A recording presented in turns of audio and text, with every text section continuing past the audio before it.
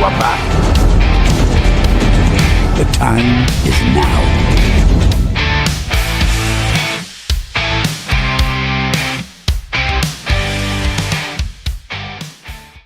You are listening to NUFC Talk Radio, the voice of the Toon Army.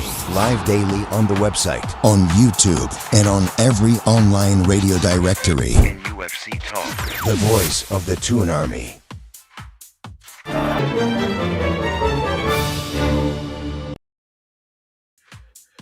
Wow. What an intro, ladies and gents, courtesy of the Premier League. That was just a snippet of the video that they put on YouTube. Go and watch it. It's very, very good. Man, somebody was blowing some smoke after that intro. Who was pumped up, ready to go kill someone after that one? No, but no, not for real. Not for real. Don't take that word of advice. Don't take that word of advice. But boy, oh my, the Derby is back in the Premier League after what would it be, like over 10 years, wasn't it? I mean, I think 15 years. Well, no, 10 years.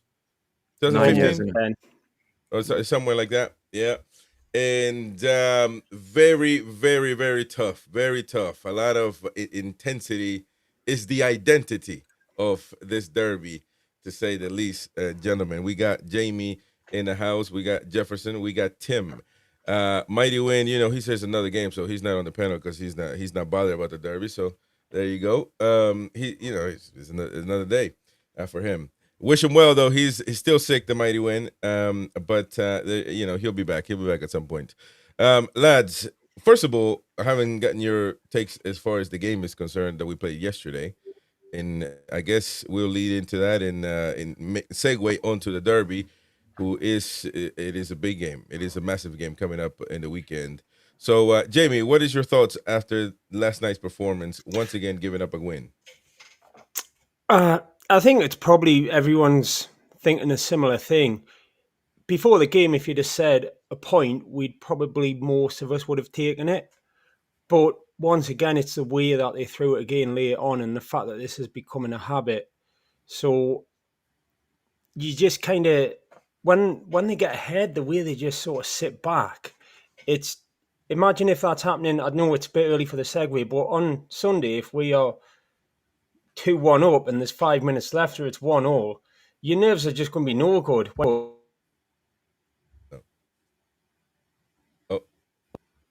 We lost him? Yeah, we lost you there for a second. You there, Jamie? No, we don't hear you. Maybe try to connect and reconnect your mic. Jefferson. There we go. There's Jamie. He's back. Yeah. Oh, okay. So yeah, I was saying, so if it comes to Sunday and there's 7, 8, 9 minutes go up on the board, you're just going to be crapping yourself because the game management is still a problem. Overall, I think what the main thing to take out of that Leverkusen game, I think, is that we are headed for the playoff. Whereas there was a bit on the TV in England where at 2-1 we were something like 6th in the table and we would have been automatic qualifiers. And I think the damage is going to be in the wider season, because when we have to play that two-legged playoff, if we've also got a League Cup semi-final, there's a couple of them looking at it already. So I think the points drop more so in Marseille, which was a weaker performance. It was a good second half in Leverkusen, but the points dropped. I think they'll come back to bite us in the arse. But on balance, they played well second half and would have took a point beforehand. Yeah. Jefferson, what is your takes on last night's performance? Yeah, very difficult to add to what Jamie said, because I think he's covered it quite comprehensively. But what I would say is, it's a bit of a disappointment. I think I did predict a draw. I actually thought it would be 1-1. But when you see that you're ahead in the game, to kind of draw in that fashion, it feels almost like a loss. Such as the standards at the club demanded at the moment, it does feel like at continental level, at the highest level, we can be found wanting at times. And I think I could be wrong. It's like the 9th time this season we've kind of conceded from a winning position. So I don't know if it's a mental thing or a physical thing, something we need to address. However, there was at least a 20 to 25 minute spell in that second half that was positive and encouraging. Most importantly, Lewis Miley. I mean, we could see the boy change the dynamics of the team. And something I found in Eddie's tenure is we seem to stumble into these sort of good situations. You know, we've seen it historically with like Joe Linton and stuff. So just hoping now that Miley is that constant, and the way we played in the second half, or spells in the second half, that continues. But yeah, very, very frustrating, and it could bite us in the arse in the future. Yeah, there we go. That's the second time we use the word ass, and that's good. I don't know if it's good on the football talk, but neither here nor there. Tim, you guys did the build up yesterday, and did the team meet your expectations last night? To be honest, I didn't really know what to expect going into it, and I was the same. I said 1-1, and you said it was all a negative. That didn't you, Chris? But I thought it was quite a fair prediction. But I didn't really know what to expect, and the performance itself I thought was really mixed. There was a lot of good stuff, but particularly first half, a lot of poor stuff going on, and I think at the end when you concede like that, and even the first goal that were conceded, we talk about game management, and I think there's an element of that, but it also comes down to the fact that it's basic mistakes being made by supposedly top players.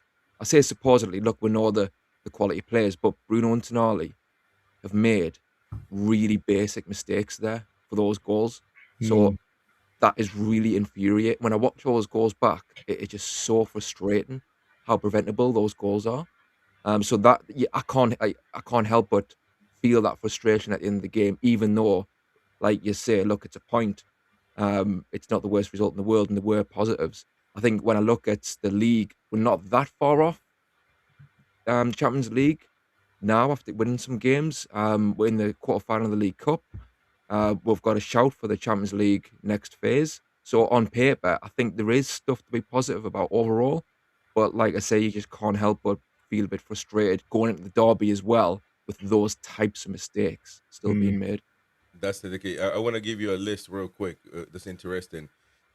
You guys said we give up. I don't know who said we give up 9 games. 9 games that we give up a lead or something like that. Did you mention Jefferson somewhere along the line? So, I'm not sure. I'm not sure, but this might put some clarity into it because against Brighton we gave up the lead at the 85th minute. Leverkusen 88th minute. Burnley 94th minute. Spurs 95th minute. Brentford 95th minute. Arsenal 96th minute. West Ham 97th minute. Liverpool 100th minute. They gave 11 minutes, I think, that game. So, so it just puts into perspective. I'm of the theory that I don't think we have a goal problem. I think we score goals every game. However we do it, we do it. The problem is defensively, we allow a goal as well every game. And I don't know that you can. I don't know that any team can really be successful allowing goals every game. I don't think you have to be have some type of solidity in the back, and that doesn't speak of Burn playing or I'm not none of that. I think it will be focusing on a small thing by just saying the center backs, that's the problem defensively. No, it's a whole team defensively, and as Tim was saying, mistakes that at times it's hard to blame Eddie Howe, because these are supposedly, as Tim said, so-called professional footballers, and these things happen all the time with these players on the pitch. Whoever you have on the pitch, by the way, it has nothing to do. It happens to Pope. It happens to Ramsdale. Doesn't look as sharp. I could agree. I don't think, to be honest, I don't blame him for anything. We're going to talk about that because now there is Craig Hope saying that if Pope is fit, Pope will play in the weekend. So we'll get to that, of course.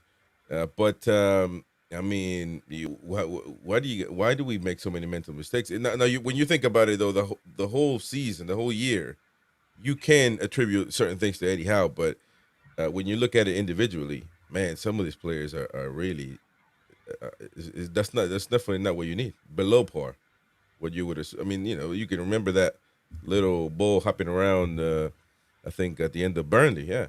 Was it at the end of Burnley? Or which one was it? Spurs. No, that was Spurs. Spurs, that weak bicycle kick by Romero. And everybody just watched it go by. yesterday, Tonali got turned around, out muscled, and ball just bounces off Bruno and own goal. I mean, it's I don't know what to attribute that to. So let's talk. Come on. I mean, You know, something else that I think stood out in that game, Chris, was if you noticed, whenever we made an error in attack and we lost it on the edge of the box, Leverkusen were in on goal in 2-3 seconds. They covered the pitch just like that, man. And you contrast that with when we get a break and they just seem kind of ponderous and slow. And the commentators picked up on it. It's sort of, the ball gets like gummed up in transition and they take too many touches and make bad decisions. A lot of and passes. we just don't break with enough pace. And when Miley came on, that was something that changed a lot because he kind of recycles the ball a lot quicker.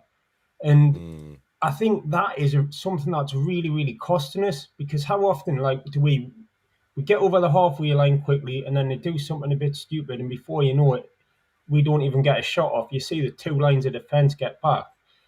And I think that's a big thing that we need to sort out. You made a great point about Miley. I don't know if anybody wants to come in on that before, because you reminded me to show something. Yeah, I'll come in on that because... Well, go on, Jeff, or I'll come in after. No, you go first, Tim. Go on, mate. No worries. So this does, I'm repeating myself, but it does come back to the conundrum of the midfield, I think, where do you have a number 6 or do you not? And like you say, Jamie, when teams win the ball back and break, even set pieces as well, but in open play, they break on us and they're in on goal. Take the partner to see. And that's been happening for too long. And when you look at that, and also the second goal particularly, where Bruno is the wrong side of the player, the opposition, and Tonali doesn't track the run, the lack of defensive instincts in those moments is like ridiculous. So Eddie Howe was asked about the midfield after the game, and he, about do you need more defensive thinking midfielders, basically. And his response was kind of, these midfielders have been great for us. So, I've got to take the good with the bad type of thing. And okay, yeah, they've been great, but we're talking about specific details. We're not talking about an overall greatness of, contributing other things. In that particular detail, the defense or the midfield is wide open far too often, which leads to defense being in on by the opposition, where it's man for man or even less than that, outnumbered. So I think it's partly professionalism from the players, but also an ethos in those particular moments, an ethos from Eddie Howe in that he doesn't believe in having a number 6. And but now I just kind of disagree with that outlook. I just think we need a midfielder in there who can mop up and help out the defense going forward. Yeah, that's interesting. Jefferson, you want to comment on that? Yeah, I was just going to say, teams have shown at will they can cut through us like a knife through butter in terms of the actual midfield.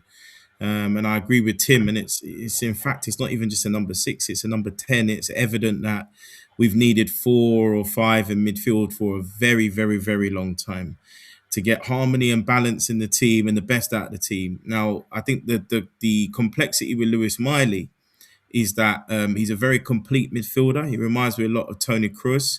I think he's naturally a number 10. Whenever I've seen him closer to the box, he looks more of a threat. He's got a shot on him. He's got good instincts. You saw he's able to get in the box, get a header yesterday. Like Yaya Toure, man. I mean, that would be amazing if we could if we could see him more in that space. But again, the funniest thing is that the 3 in the midfield only works if we're doing this intense thing. And actually, we've been off the pace with that. So you're going to get gaps. It's going to be a bit porous. So where is that strategical awareness just to change things up? Make things a little bit harder for the opposition manager who's probably watched tapes of us for weeks on end playing the same way. It's very, very naive. And the other thing is this is where you have to blame Eddie in terms of you go into your Joe Lintons when you know their time is done. And that was evident in the impact that Miley made. So I don't want to see Joe Linton starting again for a while. It's very evident this midfield has to change now. Let's start Miley now, and bring in the likes of Pope in. It's not going to help. And that's actually when the fans were starting to get on Eddie's back a little bit. I think Ramsdale needs more time to kind of link in with the defense a little bit. I think this chopping and changing is only going to offset, because people forget it's not just about the back four, it's kind of the back five as a unit with the goalkeeper as well.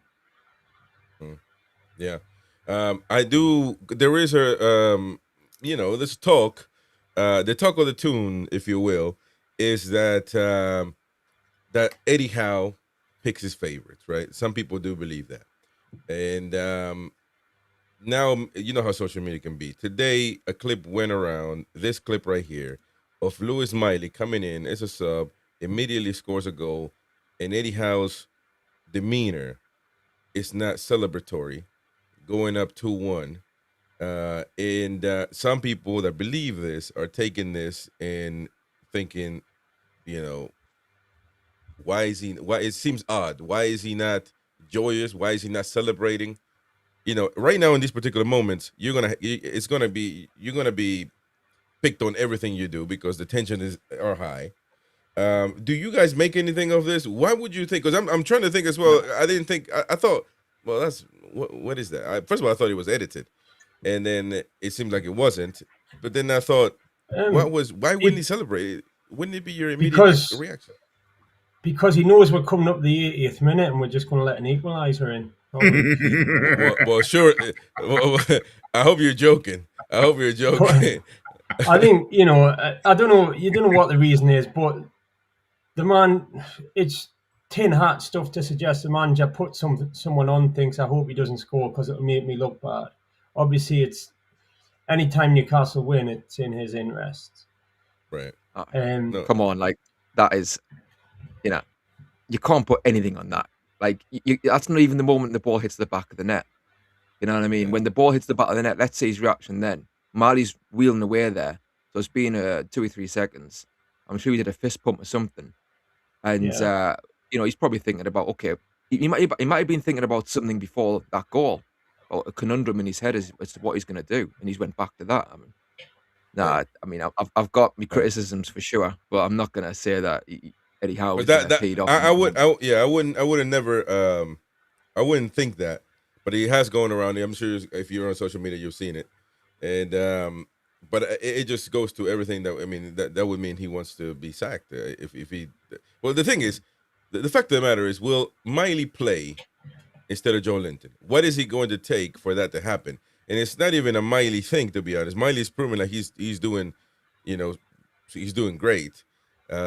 But as I was saying, Joe Linton is the one that's not really pulling up his end of the bargain. He's not really doing much to help the team. It seems like he's only doing one thing. Maybe you need that for the derby, or maybe you don't. Which one is it? Because you want too much of that, you're going to have 10 men against the MACKEMS. So which one is it? We were kind of discussing that in the build-up yesterday. And Tim, I think you would agree with that. So, what do you do? Is it time for Miley then to come on and see what he can do? I think Miley's taking the decision out of his hands. He's got to start after Everton and after the performance last night. Ironically, you might have a point there. You don't even think it's a debate? No, I think Miley has got to be in that team on Sunday. And I think you've got a good point there, because this is probably the only game where, I know we went off with a knock and stuff, the only game that could have been next where you might make a case for Joe Linton, because if it turns into a brawl, you kind of want him there, which these games might. But I think Miley is in that midfield. Joe Linton needs to be out because he's potentially got a knock and he was just anonymous last night. True. And you've got to put a question mark over Tonali as well. He is bang out of form. Do you put a runner in instead of Tonali? Well, I don't think for the MACKEM game you can afford to not play what you think are the best players. You can't afford to not play classic Sandro Tonali, but the dude misplayed passes and didn't crack runs last night was not classic Sandro Tonali. No, I agree. And he's pulled out a few times. I think if he jumps for the header, he wins the ball yesterday. We've seen it historically. I mentioned it, I think, last night. I still remember that equaliser, West Ham 2-2, Kudus. he's right in front of the ball. You just got to get there, and he sort of backs out. Kudus hits the shot, and it's 2-2. So I feel like there's that little bit he leaves out every now and again, and I don't know again if that's a mental thing or not. As a midfielder, though, like I said before, it's a basic thing to track and run. You know, we've played football, you know, just for fun ourselves, I'm sure. And you get touch tight, don't you? And somebody runs past and behind. Your first instinct is run with them. So when you're leading the game in the 80 odd minutes, and your opposition does that, why the hell his instinct wasn't to turn back and follow him? I don't know. On that second goal, Like, I mean, if that happens against the MACKEMS, then we're not going to win that game. There's no way we'll win making mistakes like that. But you're right in that particular sense. I do. If something is going on with Sandro, listen, he is also entitled to have a bad run because he was playing great no matter what.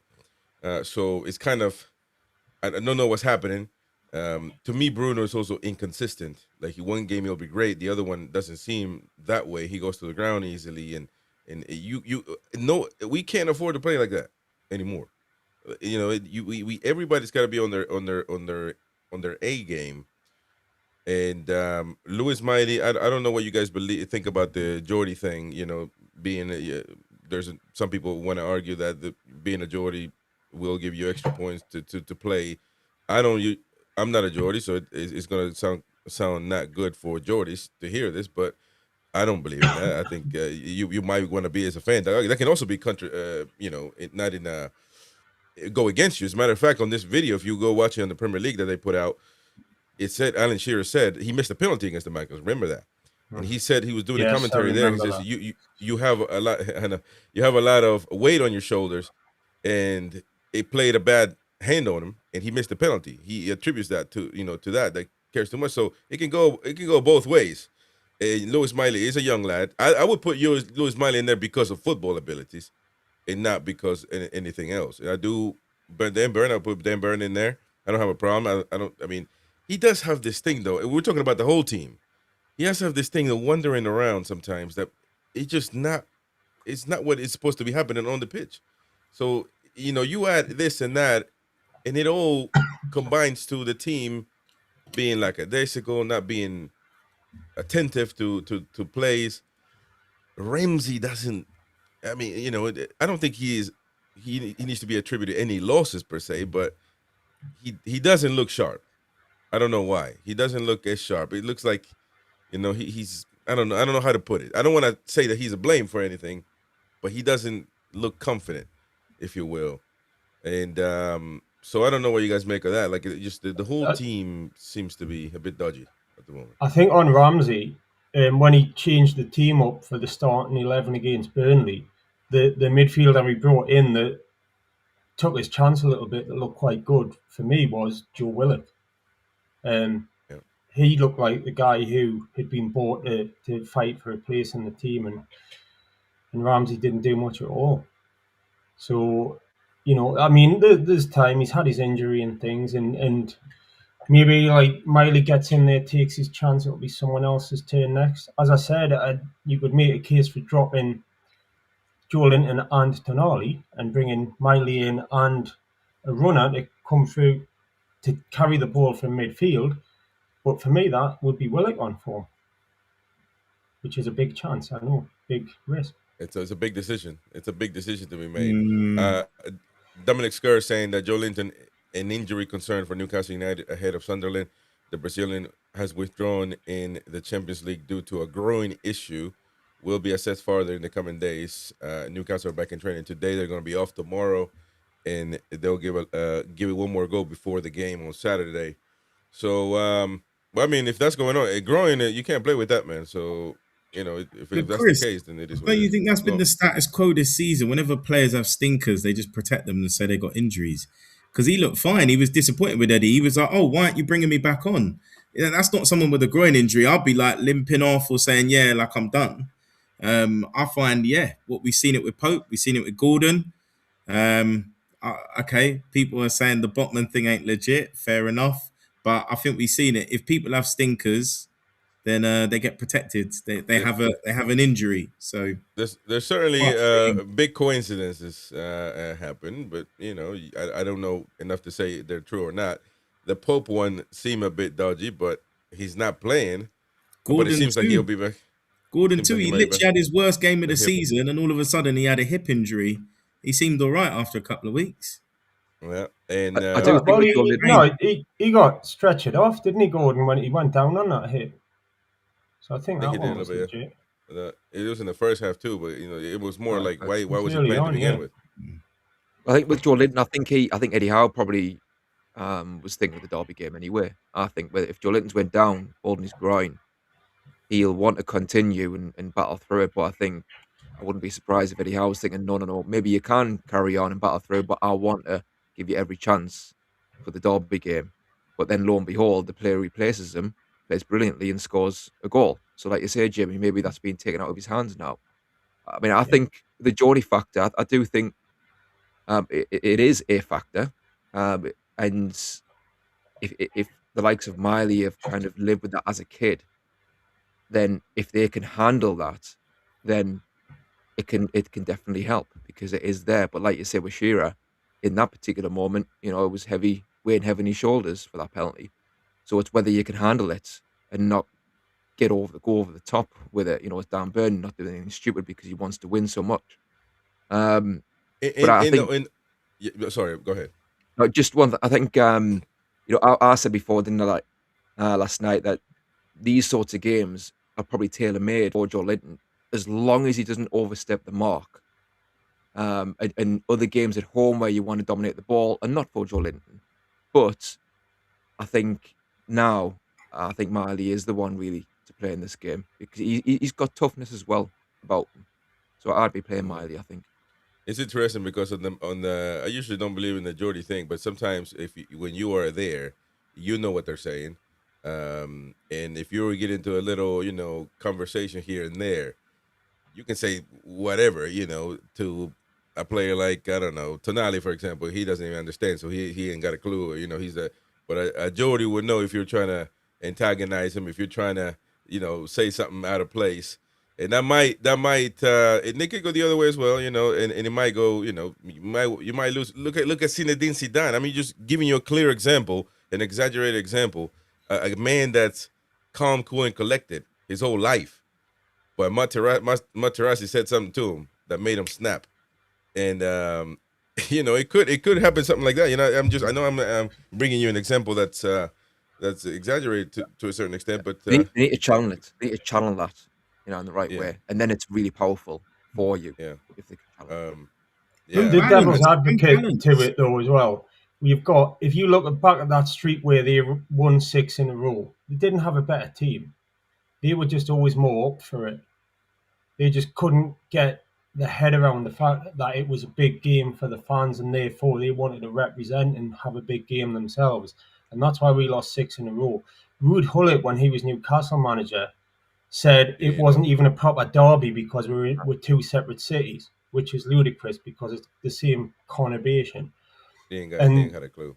And he lost the game because, and I think if you get, Miley goes in there understanding, having grown up from birth with what a big game it is, and anyone who's played any kind of sport knows when you play the nearest team to you, you've got that extra 10% for that game. And I think that's just human nature, that he'll want to win that game that extra bit more. I think they all will. They're all in the right mindset. They're all bought in and connected to the fans. But getting a Geordie in there, I think it does help a little bit. I think it does give them that extra.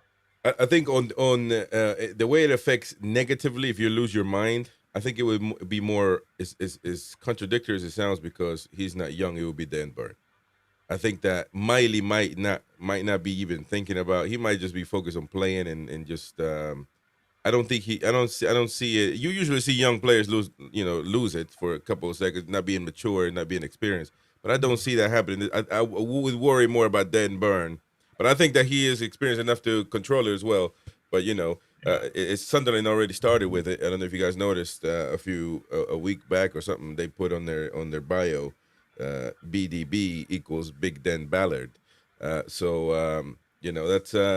they're already starting putting a little seasoning onto the situation. And thank you, Waza, for the super chats. I played with my groin injury loads, knee bother. So there you go. I'm not sure what he's saying there, but playing with his groin. I'm not sure I want to get into that. But this was just a little bit of Eddie Howe after the post match last night, and see if you agree or disagree, so we can dissect this. Rather than focus on sort of the lateness of the goal, it's more the way we're conceding currently. The timing for me is irrelevant. It's the first goal in particular, to be honest, that's the one that really gets me, because we worked a lot on set plays in between the last game and we didn't defend it well enough. Gave ourselves a mountain to climb, and I thought the lads did really well to respond to that. But we'd done the hard work, we're in front, and then it's a case of we have to defend well, and we didn't for that moment. On the other side of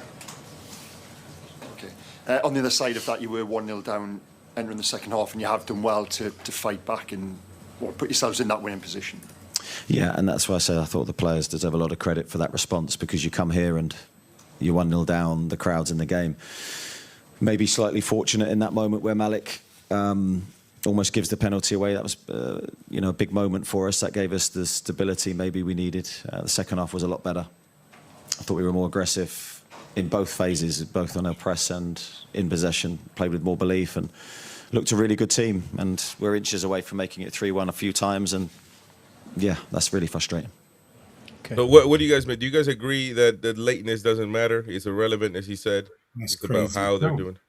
That's crazy, because you counted, I think it was 8 times.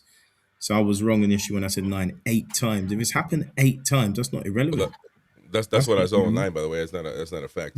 But I do these games. That's not irrelevant. That's not irrelevant. And obviously, if the goal's conceded earlier, then you've got time to try and claw it back again. If it's happened at the end, there's nothing you can do, which means it defines the result. So as the coach, is a problem that needs to be addressed, particularly if it's happening at this level. When it's high stakes. Jamie talked about it earlier. It can compound and impact the season if you're then having to play extra games. If we'd gone straight through, then we're kind of alleviated from that. So it puts more pressure on the squad having to play extra games. So it seems very significant to me. Jamie, you were saying? Yeah, I agree totally. So, I think conceding like that is a pattern, and you've got to address a pattern and say, why is it happening? Not just say it's not the factor. He's right about the set players, man, because they are piss poor, and we've just bought a set play coach in, and that first goal was a shocker to concede, and they keep doing the thing as well. They're taking the shape to take a long throw, and then they just take a normal throw, and and set ourselves up for a break. So I think, of course, it is. It's the main issue that we're conceding late, and that we change the way we play when we're leading or when we're happy with the result going into the later stages of the game. And shouldn't be dismissing that, although he was right about some things. Tim?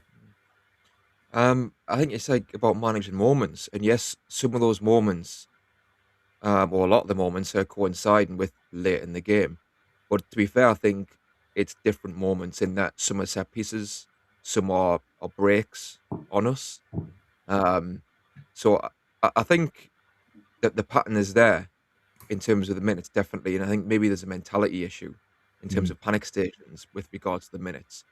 But in terms of the goals in isolation, there's different types of goals where, like I said, there's the set pieces. But say Brighton, for example, away, we score an equaliser. And they always say, don't you, you're the most vulnerable when you've just scored. So we get the equaliser, and whatever it was, 5 minutes later, as the home team, Brighton are going to be up again. Right, we need to get another goal ourselves. The crowd are going to be urging them on. Where's the kind of nous to plug those gaps as the away team and not let them back in easily like we did? But lo and behold, the ball drops on the edge of the box, and Welbeck is completely free of a shot on goal. And so that in itself, maybe it comes back to the system as well as the mentality. Whereas the Spurs thing, maybe it was panic stations, and that's partly mentality. Yeah. Don't forget to smash the like button, folks. Help us out. Hit the like button. You can super chat, highlight your comment, and get in front of everyone else's, and of course participate on the show. So please do it, and you help the channel grow. Of course, help the channel. Become a member if you can as well.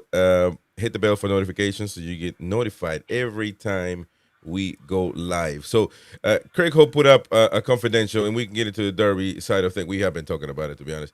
No, actually, before that, Dominic Skur also said yesterday, 10 hours ago, that Wissa suffering with an illness. Will train today, though. Eddie Howe described it as a minor knockback after 3 months out.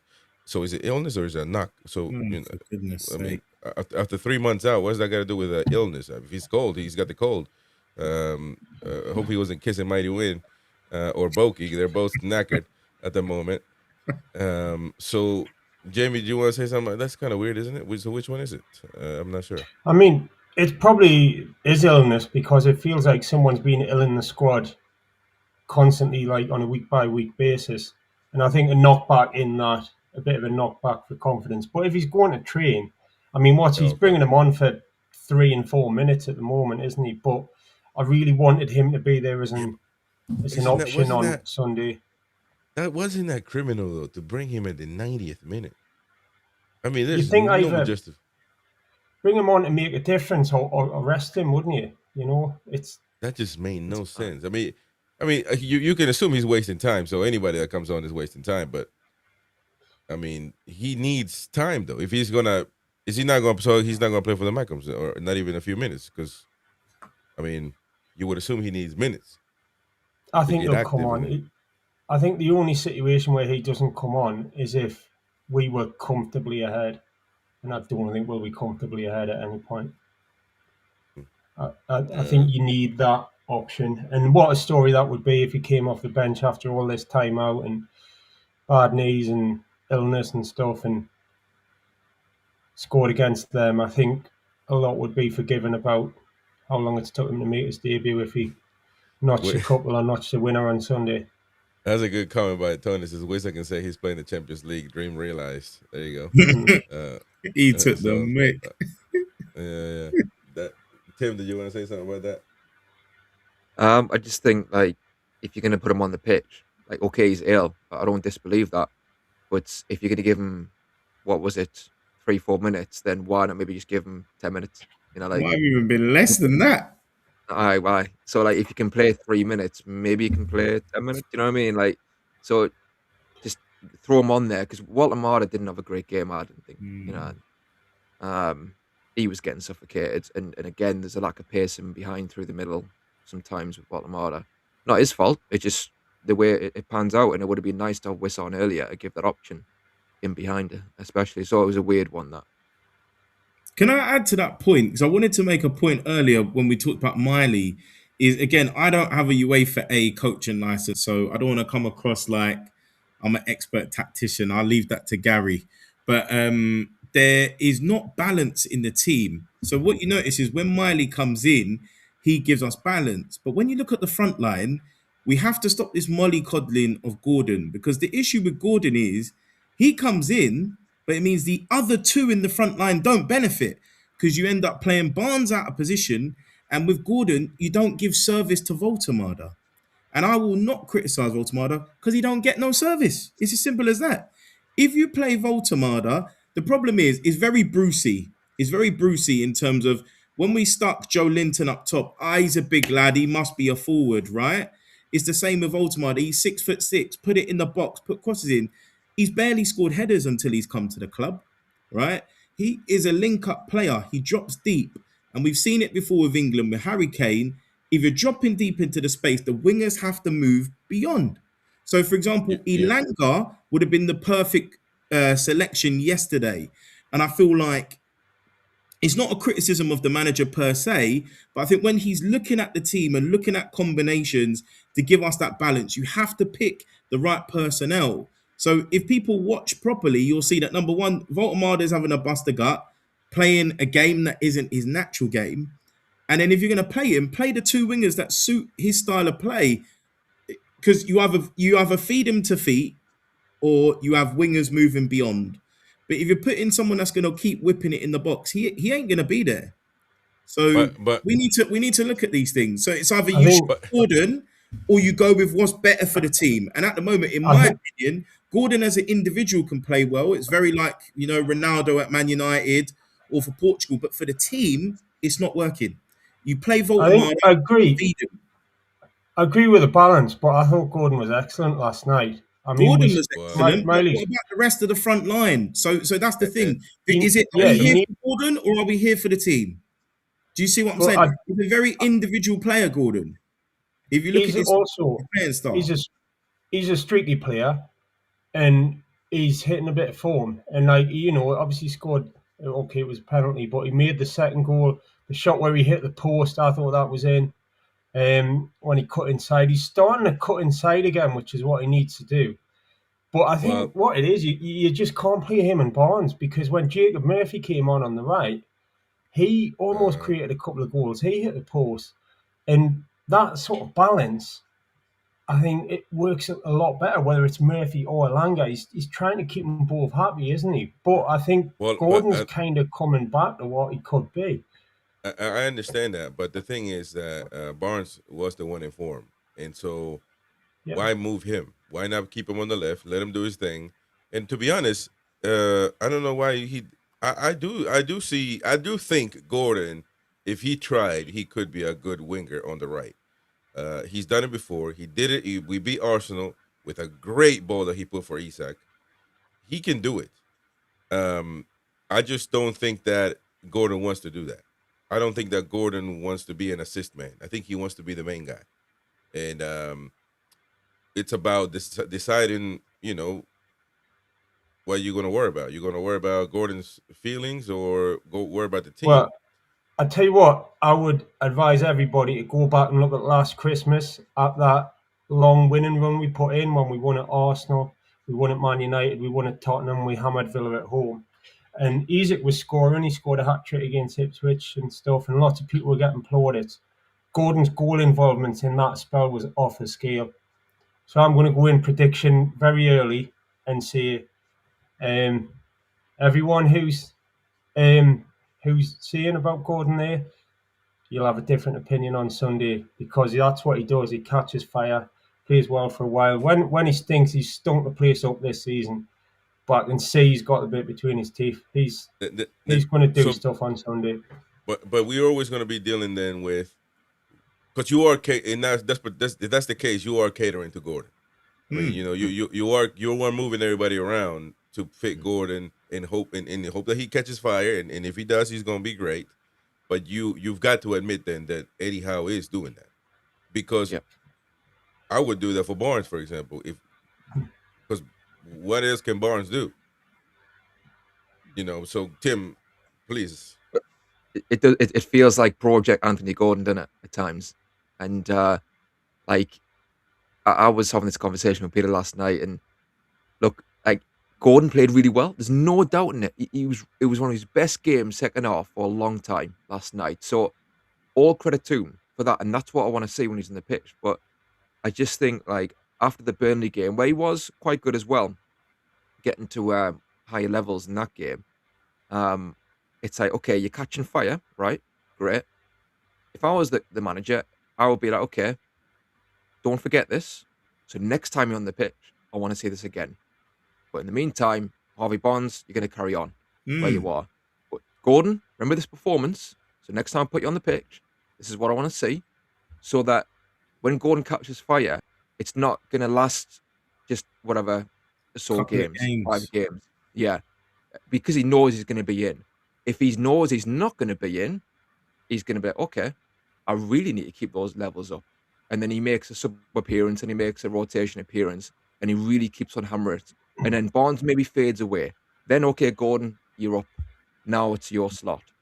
And I just think I will be taking that approach because, like you say, with Barnes on the right, it just feels like a bit of a cop-out to try and get them both in the team. And, you know, Barnes wasn't the worst. You can have both on the team, though. The thing is as well, though, you can't, but Gordon should be right, yeah. The thing about Gordon is he's not using the overlap of Lewis Hall as well. So that's what I'm saying. It's the balance of the team. It's not the Gordon show. It's not about and he's not even elite level. It's different if he was a Ronaldo or a Neymar or something. Or a Mo Salah.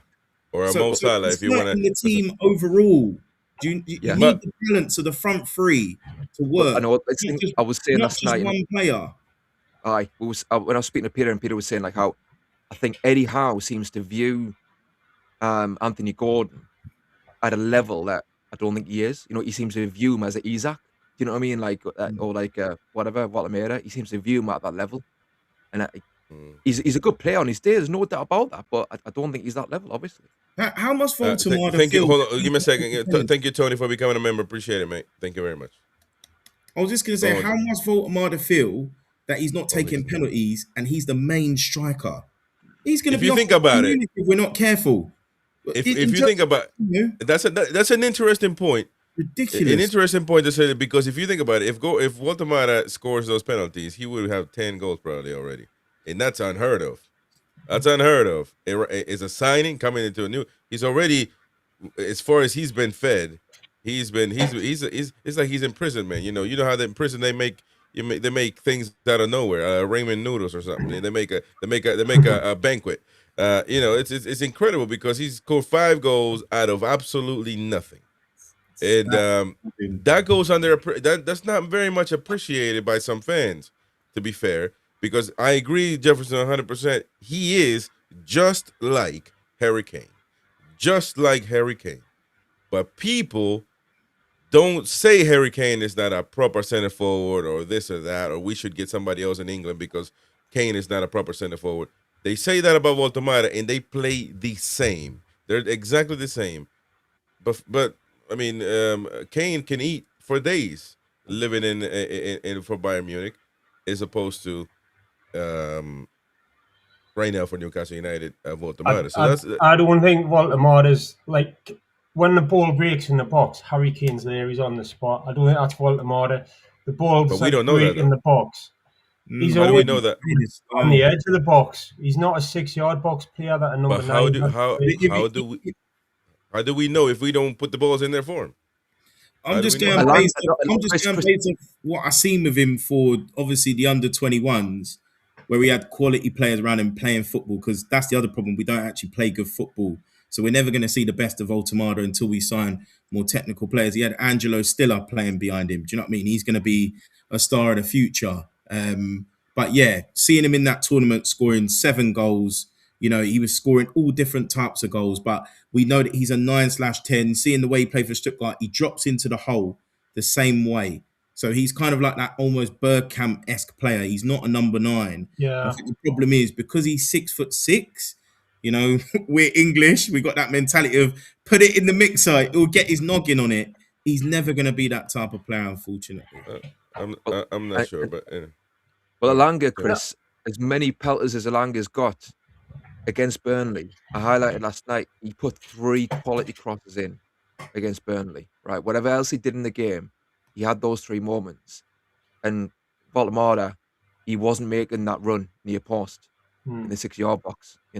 Like Jamie says, I think a 6-yard striker might have been on the end of one of those crosses. And that's not a criticism of Voltamara necessarily. I mean, I think sometimes, like you talked about Harry Kane, I think Harry Kane can hold off defenders better at the moment. Obviously, different ages. You see, I think Voltamara, if you look at Voltamara, man, he gets 2 men on him. Wide. 2 men on him at all times. What are the other 2 doing, by the way? Not the other 2, whoever's around them, that they don't get themselves open to receive the ball. Because Voltamara, on that one particular play you were showing in the build-up, he had 3 defenders around him.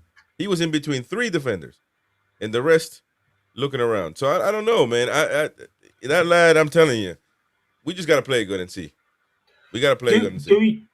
Do you think, say Wissa's fully fit in 2 weeks, do you play them together and you have the number 9 and Voltamara doing what he's good at?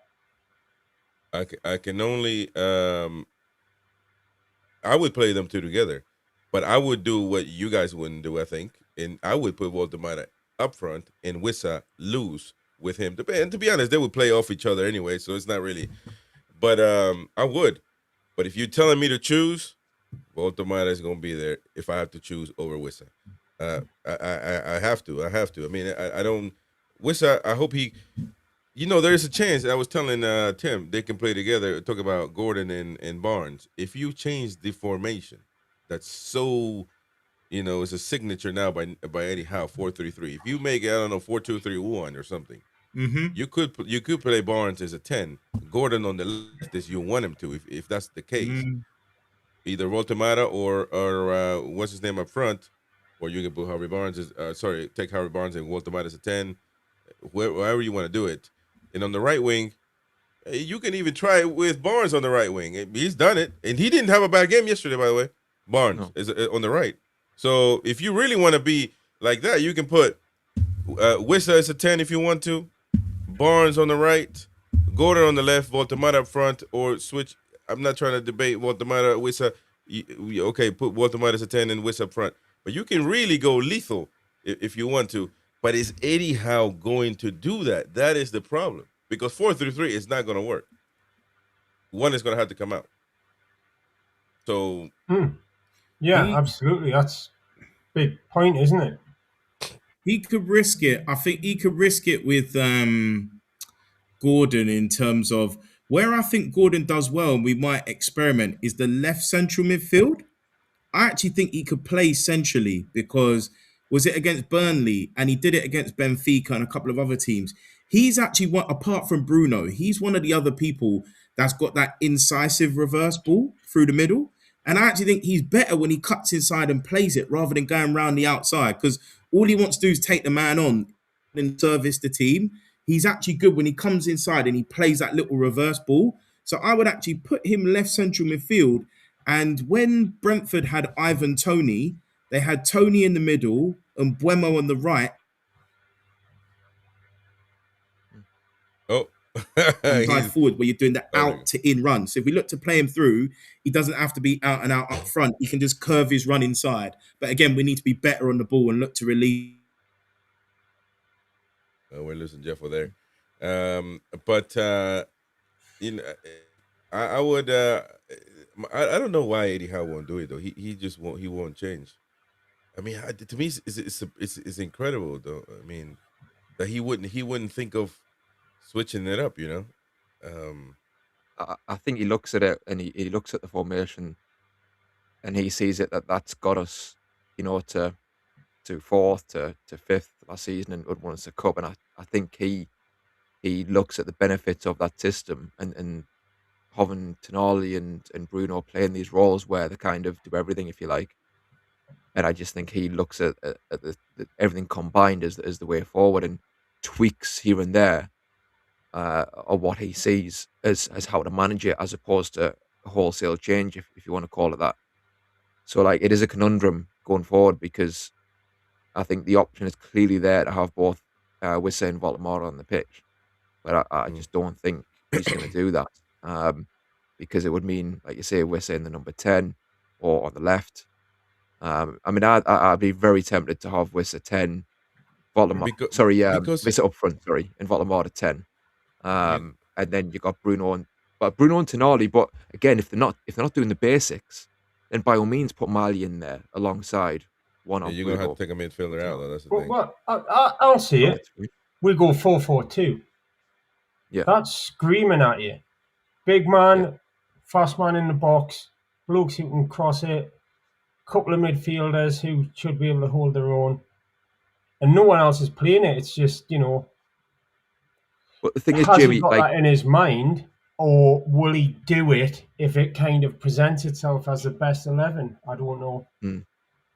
I just think like the labels now are kind of focused on so much where back in the day, like the likes of Bergkamp and Zola, you know, Chelsea and Arsenal, when they had those in the team, they were playing, as we would say, 4-4-2. But now we wouldn't say that, would we? We'd say they're playing 4-2-3-1 because Zola's in the hole and Bergkamp's in the hole. Do you know what I Mean? So like you put Voltemata and Wissa on the pitch, like you say, Jamie. Look, it's 4-4-2 really, if you want to call it that. But because they're getting to change, you know. So I guess Warren didn't got the number, so he's been trying to call on the phone line.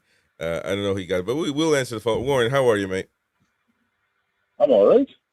You all right? I'm just wondering because it says Newcastle against Sunderland.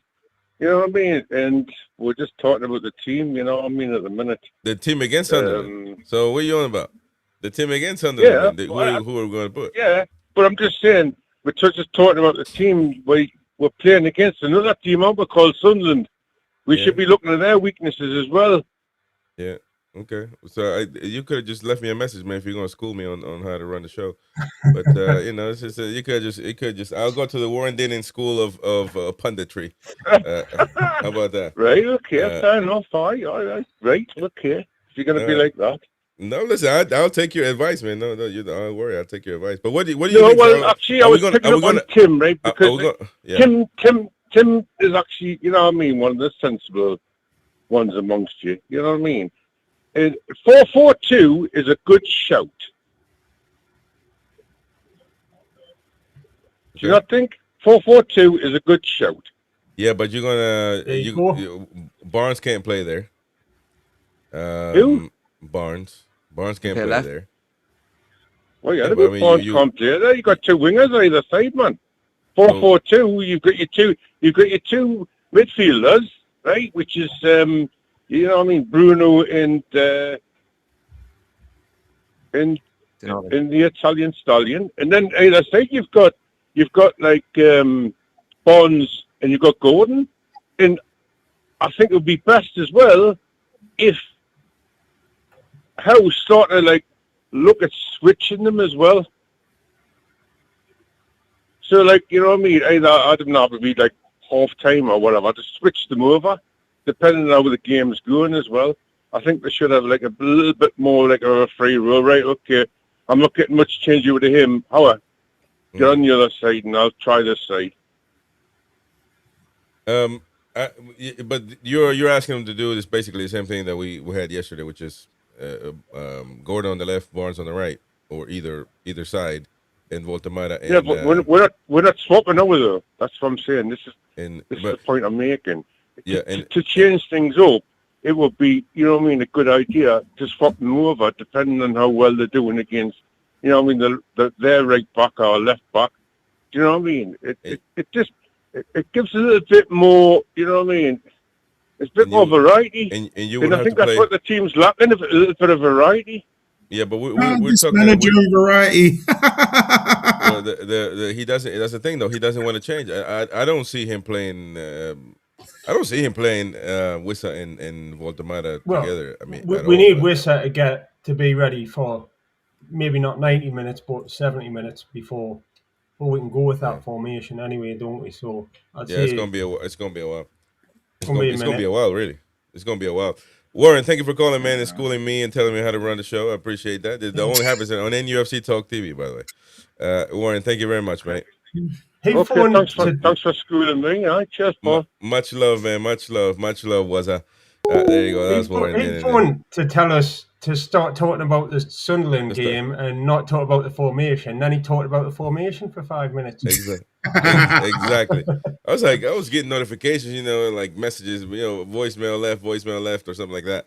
And I'm like, who is this trying to call me? So I'm just going to turn it on for a second and see who it is. It's Wazza, you know. So anyway, it's insane, but neither here nor there.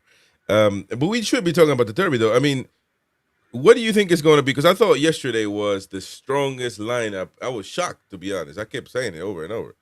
I was shocked. I kept looking at it. I'm like, man, that looks so strong. To be honest, it looked as strong as it's going to be with the players that we got. You can assume Wissa here. You can put him there. If you were to take, I don't know, somebody, maybe Joe Linton out.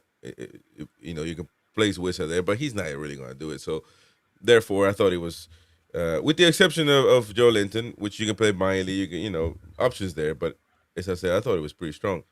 But then I'm thinking, if he's doing that now, is he going to do it in the weekend? Is he going to keep the same 11 on the weekend? That's what I was saying. No idea. Like, well, for me, like, I would have rested, I think, Bruno and probably even Dan Burn, to be honest, because Dan Burn's played a lot of games, and the derby game is the derby game. Like, yes, you want to play what's in front of you, but you can't ignore that fixture list, and you can't ignore how important that game is.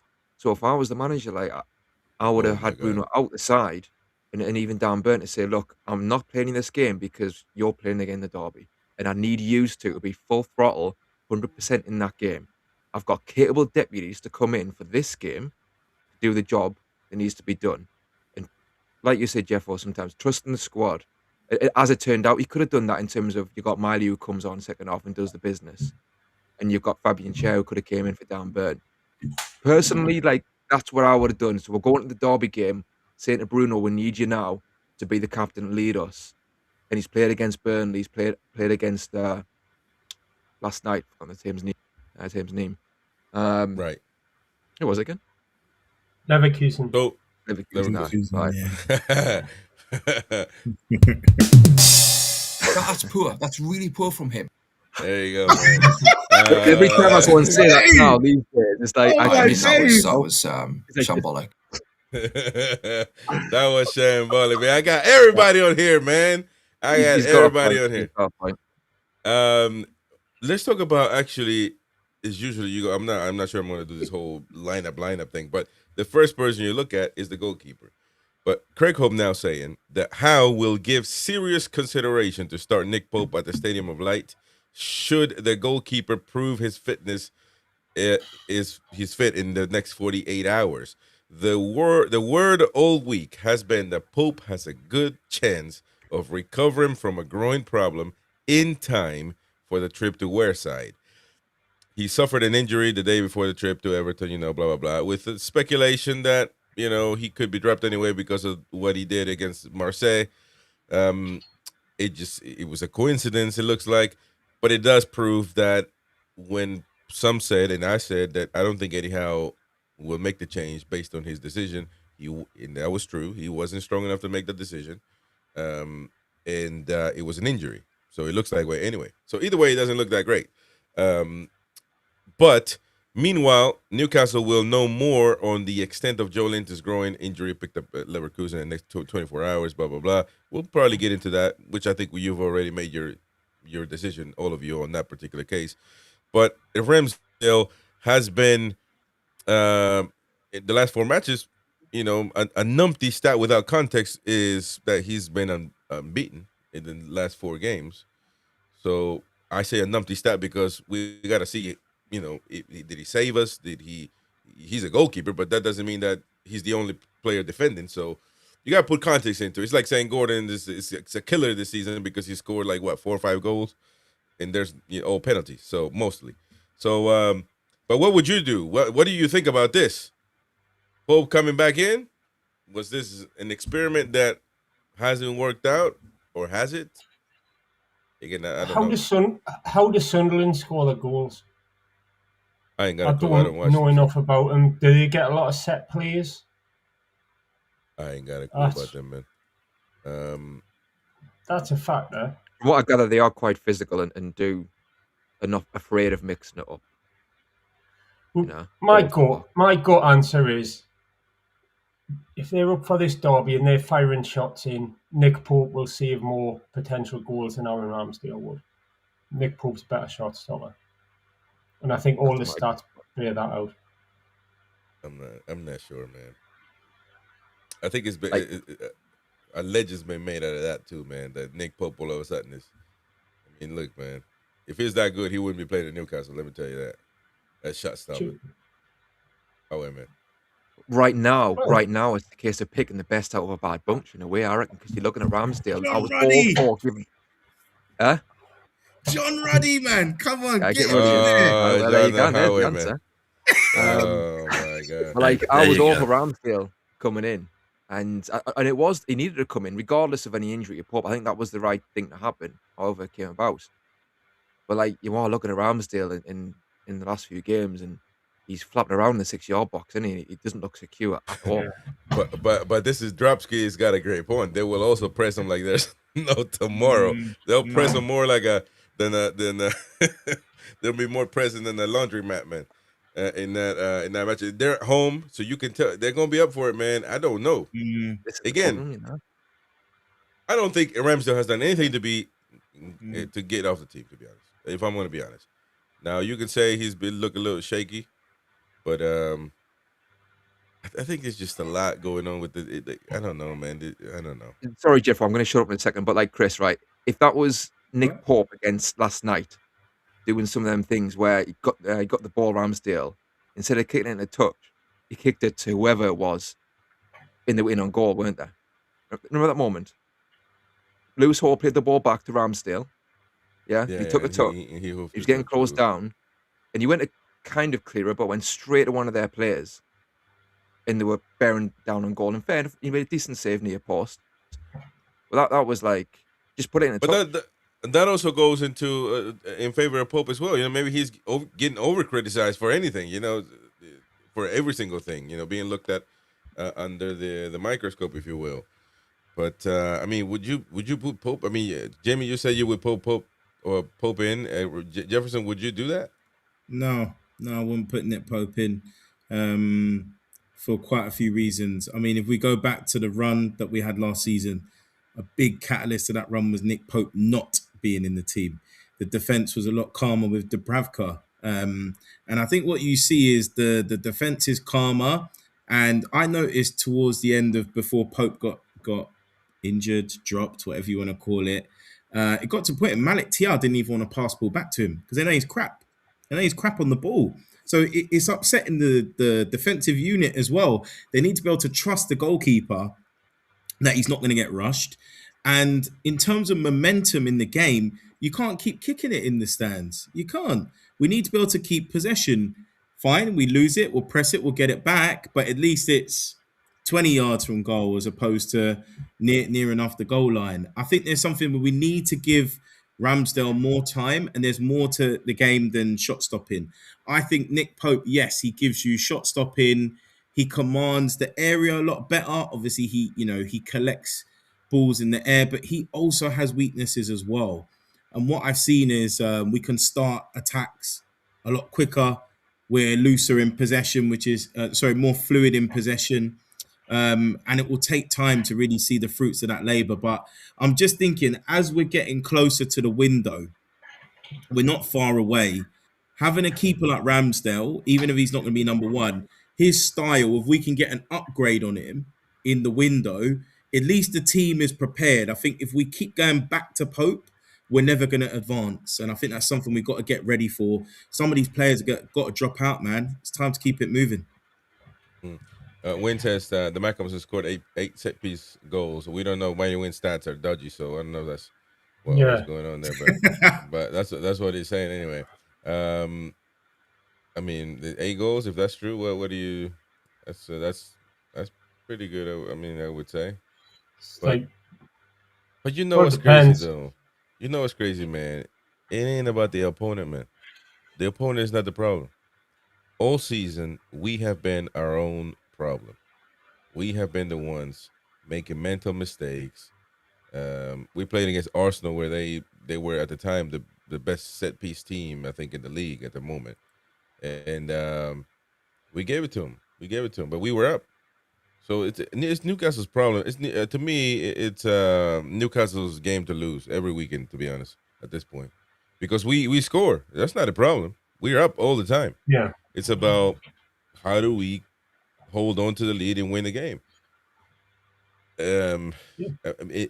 Let's talk about the importance of this game, though, because a lot of fans are saying, and we got the phone lines open all the time now, and they call in and they say, obviously it's a UK number, they call in and say the MACKEM game is it.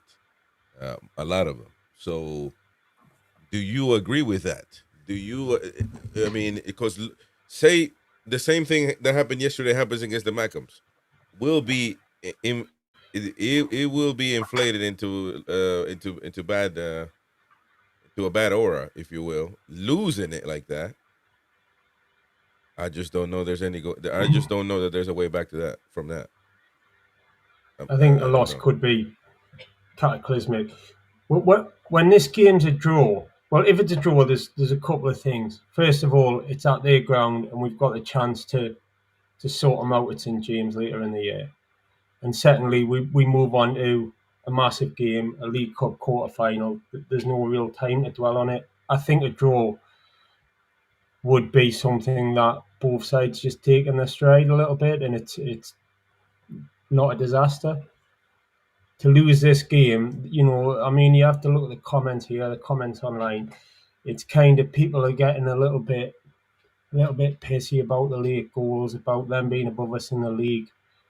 I think I mentioned the comparison with Alan Pardew a couple of weeks ago. He really lost the crowd by the way he couldn't get him up for a derby, and it's different with Howe because he's done a lot more. But I think losing a derby can be such a litmus test here.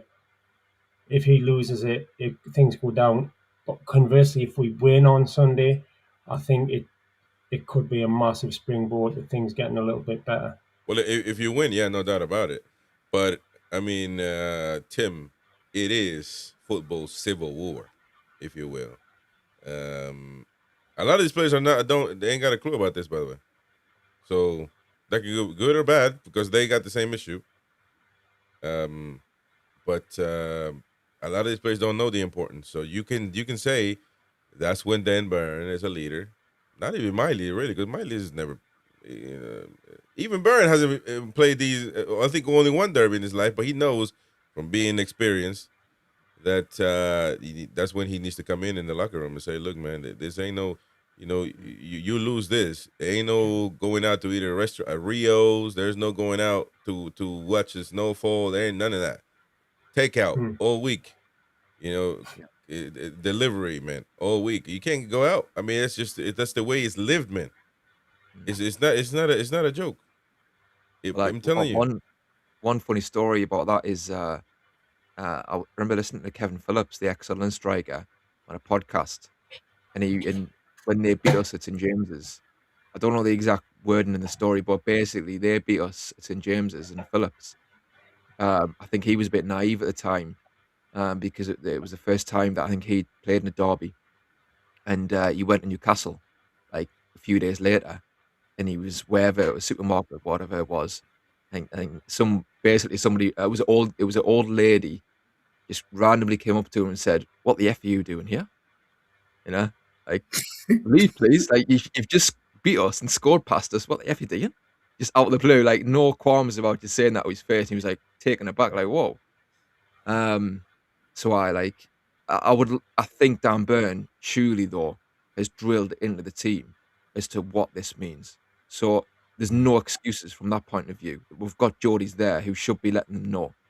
And I think as to whether we lose this game, is that it for Eddie Howe sort of thing with fans? I don't think you can pin like one result, even if it's a derby, on whether you think Eddie Howe is the man necessarily or not. I think it's a culmination of different things. And let's say if we lose that game, and let's say we concede similar goals in that, we've got runners in beyond midfield, aren't getting tracked, etc., then that's not just the fact that it's the derby, but it's the fact that we've seen faults leading up to such a massive game, and we've allowed faults to manifest into that game. Do you know what I mean? And then that's the end game, if you like. So I just think you've got to have an outlook of, do you think Eddie Howe is the man going forward, and do you agree, with his ethos, if you like? And like I say, I think there is a bit of staleness in regards to his ethos, and I just do fundamentally disagree with the midfield, how he sets it up. Like you say, Jeff, I haven't got qualifications, so who am I to say? But I just don't agree with the lack of protection sometimes for defence, and I don't agree with the management of Anthony Gordon and Harvey Barnes. That's very good. His in-game management has been questioned many times. So, because you can think it's detrimental to the team. Why are you not doing this? Why you keep doing the same thing all the time? If it happens in a derby, because I put it in this perspective, right? Because it's always been, you've got to understand what this means. You've got to understand what Newcastle United is a football club. You've got to understand what the local fans, as much as there are some gatekeepers, the vast majority are welcoming people, but they are the core. I mean, we can all be international fans from all or national from outside of Newcastle, but Newcastle United is who it is because of the core. There's a new fan in Germany maybe that follows Newcastle United, and they know he's going to know what to do because, okay, we atmosphere all the time. We got to cheer, we got to yell, we got to drink all day, Monday, Friday, all the way to Sunday. We got to get pissed all day. We got to eat Greg sausage. Okay, so all of that, because of the local people. You know, that's the core, and it's always been about, you got to understand what this team is about. You know, and in this game, we can't lose that because you didn't manage the game well. So what I'm saying is, if we happen to lose because once again he puts the same players, or he waits until the 70th minute to make a change, or the 90th minute to put in Wissa when you need a goal, many things that are recurrent right now, then some fans that are happy clapping, Win will never turn, because Win, he's hypnotized. But the regular people, they will say, look, I love Eddie, but he clearly is not getting the point. Because this here, you can lose all games, but this here we cannot lose, because this is the only game for 20 years of my really history of a Newcastle fan, short one, but that you couldn't, other than Pardew, making you believe that you could do something, that we never had any expectation of winning nothing. So, but this was it. It was the derby. Like, this is the only thing that fans had to look for, really. So, and after a long time, he's not getting it, Eddie Howe's not doing this, not doing that, and he makes the same so-called mistakes. I mean, I can see it where fans are like, he's not getting it. He's not getting it. So, I mean, I could see that. On the other hand, of course, if you win it, then it would be paper over the cracks a little bit, because it doesn't really reflect how the season's going, but it could be a jump start to where we start winning games and we start managing, But what do you guys think of that, though? Coming from an international fan, maybe that's not a problem. Something else I think you've nailed it. Yeah, I mean, we've got a welcoming approach. We know we want to grow our fan base, but the identity of the club is the identity of the town, isn't it? That's right. And this is a big part of it. We've got to remember as well, we only played them in the FA Cup just under 2 years ago, and I think they got really up for that game. I think they said a lot of the right things, and they beat them quite easily. Obviously, a much worse Sunderland team, but I think the mentality is there. It's exactly what you said there. If they lose it because of poor game management or throw away a lead, and then it's going to leave a nasty feel. But I'm seeing some good signs that will be up for it. Yeah, I think. Well, I think I'm saying, I talk and I try to be objective and all that, but my prediction is 3-0 for Newcastle, and that's not really basing it on anything. Maybe the only thing is that we do turn out for big games, so true. Maybe that's enough. But I mean, Tim or Jefferson, I don't know, what you think, but this is going to be a massive game, man. Go on, Jeff. It's going to be a massive game. Yeah, I mean, it's going to mean everything for those, that live in Newcastle. The time where Derby, geographically for the Northeast, is huge. It's massive. It's been 10 seasons, but 9 years in the making. So that really adds to the game. When you look at other derbies, you have to look at, Roma, Lazio. If either manager loses that game, are they under pressure? Hell yes. River Boca, if one of the managers loses that game, hell yes. Even top Marshall. So there shouldn't be this thing of, we drop points or we don't lose. Like, I don't know where this is coming from. Like, it should be high stakes, and he should be feeling it, because, like you rightfully mentioned, the bragging rights are up for grabs. People are going to be in hiding for a little while. But the other thing is, the world is watching.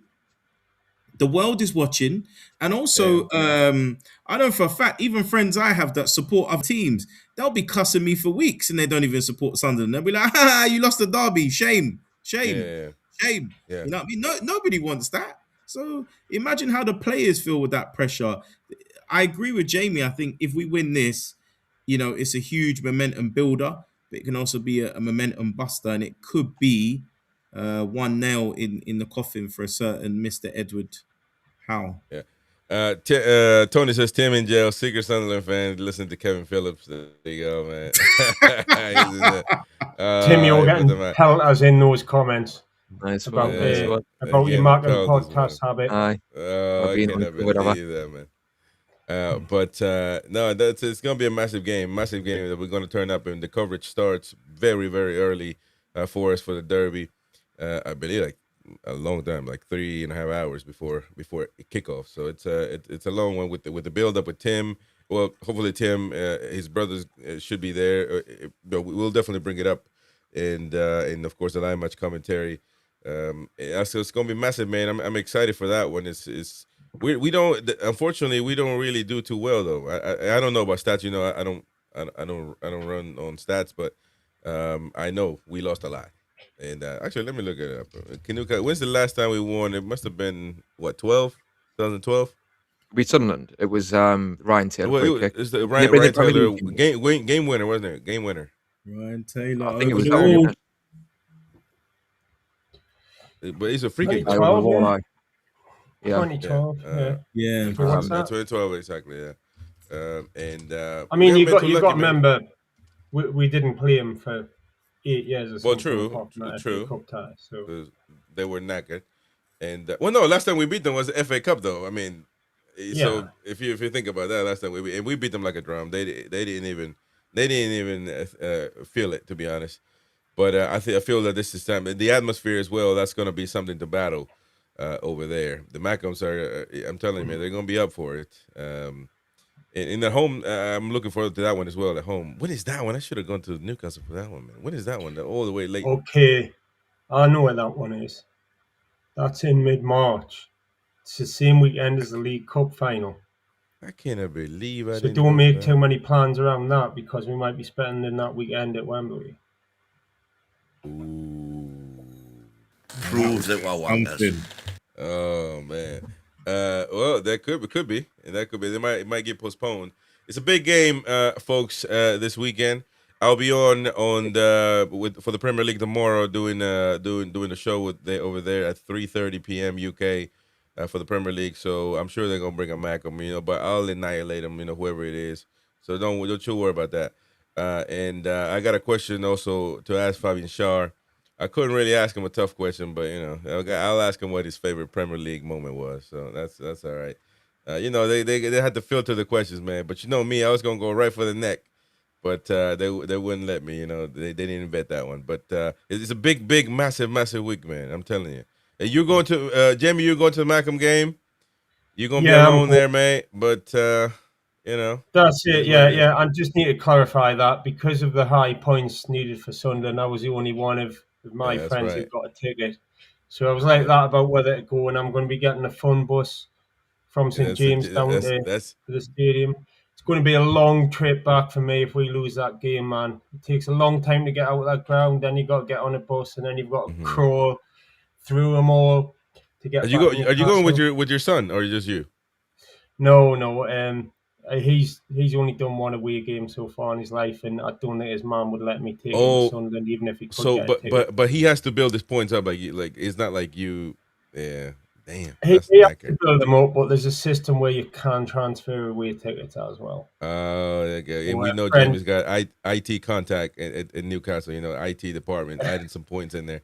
A friend gave him his ticket, and I took him to Chelsea last year. There you go. Corey says, Chris, what Premier League show are you on? I think it's the Fan Zone, the Premier League Fan Zone on the Premier League channel. So there you go. Do you want to say something, Jefferson? No, I was just going to say good luck, mate. Be safe. Yeah, man, because it can be if you lose, man. If we lose, man. Well, I guess it wouldn't be a big. Go on, Tim. I haven't been to the Stadium of Light derby game, but I've been to plenty of St James's. And that's depressing enough when you lose. I was at the 5-1 though when we beat them, and I was next to the away fans as well, and that was an amazing day. And on the atmosphere for most derbies, like between us and them, is like just immense. So, like you say, like that is going to be, and those players go on that pitch, like they really have to have it together. because I think that this atmosphere could crumble a lot of players. You know, and That's I don't right. really say that lightly because I think sometimes the atmosphere it is sanitized in the Premier League too much these days for my liking. But That's for true. this, it will not be the case, and they need It to be will on the not. metal. I mean, just to say as well, Yeah. like you know, it does sound like we're being doom mongers. Do you know what I mean? And maybe I sound like that, but like I said at the start of the show, on paper, we're in the quarterfinal of the League Cup. We couldn't progress in the Champions League potentially. We're not that far off Champions League points wise in the Premier League. So like, I say these things with kind of frustration and but also um weighing it up in that part of us is screaming those facts out at us. Do you know what I mean? In my mind, like, look, we're actually not doing that bad on paper, but there is these habits that we've discussed that are very frustrating as well. And Yeah. I think Jefferson's gave us some bail there. My arse is getting twitchy, so you wanna sort us out? Come on, man. There you go. There you go, man. Come on, somebody bail him out. Bail this guy out, man. He only bails himself He out, already has. man. He already has, yeah. I'm waiting patiently. Come on. What? Look in the comments. No, Oh, man. oh, there you go. Oh, Jefferson did put it. Oh, there you go. You were talking about. I was like, I didn't see that coming. There you go. So then we're going because he's. Thank you, There you man. go. We're gonna take him out. Matter of fact, Just we're gonna take him out like this, and he is as confused as this. If you want to be on the safe zone, just do it like this lady right here. Listen, you're like Mighty Win in between. He's scared of there you go. Like Mighty Win in between. He's scared to go one way or the other. There you go. Just be like the lady right I there. bet she's from your neck of the woods, Chris. What was that? I bet she's from your neck of the woods, Chris. Oh no, no, that's just the entertainment light right there. That ain't what we do here, man. Trust me. I know that's popular belief, but that ain't what we do over here. Start comments before we call it off. What was that? If you want to know, man, I have been to the derby here before, and I've been 6 times, and my record at the moment is 1-4 and drawn 2. So, okay. I'm going there tomorrow. I missed all those stupid defeats because I know what's coming. Sunday, it's been a long week, mate. Yeah. It's been a long week. The game is Sunday. People don't listen to me. But last comments here before we go off Mac Debates. Do you think we will play wing backs on Sunday? 3 at the back. Well, he's done it away, by the way. He's done it a lot away. So don't know. 5 at the back, kind of. So we don't know. We ain't got a clue about the lineup at the moment. I don't think. Ricky D, be more aggressive off the ball and faster to cover the ground, says Ricky D. Tenji Vivid, we let goals in because we seem to elect to sit back and defend. We struggle to go 2 goals ahead in almost every game we play. It's all about mentality, says Tenji. Mark says, I hope Pope plays. Ramsdale is better with his feet. Pope is better. Shot stopper. Magic saves, says Mark. Yeah, that's fair. John Murray says Pope and Ramsdale both in goal together won't be able to stop you getting battered. Who's this? Oh, what the? Who's this? Don't tell me he's one of the players. Dan Burn. Can we do that? Can we actually do that? Burn needs to get into the stadium like this, like it stinks. Just going around the place like that, and man, I'm telling you, man, it'd be lovely to see that. But there you go. We read Mac Debates. Waza says, bloody heck, I agree with Jefferson. I am calling 111. There you go. There you go, man. John, no, Eddie Howe has a deadly obsession with buying players that need to be fixed, improved. Ramsdale, Ramsey, Elanga, Kelly, even Pope. No one else even wanted these players. That should have been a red flag. Drupski, the only way Miley starts over Big Joe is if he's injured. Howe won't make the decision. There you go. Steve Gotti, Tonali needs dropped. Players out of form week after week and still picked is terrible. A terrible message to his team and other players. Bruno, Ramsey, and Miley should be the midfield, in my opinion. I'm not sure I want to drop Tonali off though. That's a big ask, if you will. Boki says, How who develops and improves players? What is he doing wrong with Tonali then? Dempsey, do you think Murphy's head has been turned by Liverpool? Hey, listen, you never know, man. You never know.